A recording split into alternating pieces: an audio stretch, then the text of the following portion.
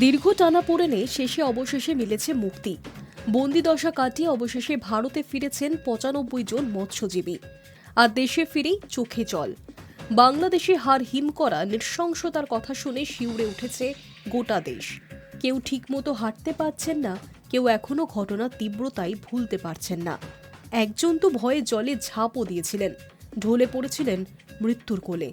আর এইসব নিয়ে চাপানুতোরের মধ্যে ভারতীয় মৎস্যজীবীদের বাংলাদেশের শারীরিক অত্যাচারের অভিযোগ অস্বীকার করল ঢাকা। বাংলাদেশ বিদেশ মন্ত্রকের তরফে বিবৃতিতে জানানো হয়েছে, এই ধরনের অভিযোগ সম্পূর্ণ ভিত্তিহীন।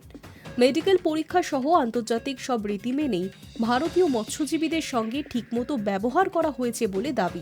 ভারতীয় দূতাবাসের সঙ্গে মৎস্যজীবীদের যোগাযোগ ছিল বলেও দাবি করা হচ্ছে। ৯ জানুয়ারি বাংলাদেশের বিদেশ মন্ত্রকের তরফে এই বিবৃতি দেওয়া হয়েছে। প্রসঙ্গত, গত অক্টোবর-নভেম্বর মাসে ভারতীয় মৎস্যজীবীরা ভারতের জলসীমা পার করে বাংলাদেশের জলসীমায় ঢুকে পড়ে বলে অভিযোগ ওঠে। তারপর বাংলাদেশের পটুয়াখালী এবং মঙ্গলায় আটক ছিলেন তারা। এদিকে এরই মধ্যে শেখ হাসিনার বিদায়, চিন্ময় কৃষ্ণ দাসের গ্রেফতারের পর থেকে দুই ভারত বাংলাদেশ দ্বিপাক্ষিক সম্পর্ক দিনের পর দিন তলানিতে যেতে শুরু করে। এরই মধ্যে আটকে থাকা মৎস্যজীবীদের উপর ব্যাপক অত্যাচার করা হয় বলে অভিযোগ। কয়েকদিন আগেই দেশে ফিরেছেন গোপাল মান্না। তিনিও ছিলেন আটকে পড়া মৎস্যজীবীদের দলে। বাংলাদেশের নৌসেনাদের অত্যাচারের স্মৃতি ভুলতে পারছেন না তিনিও। High news network.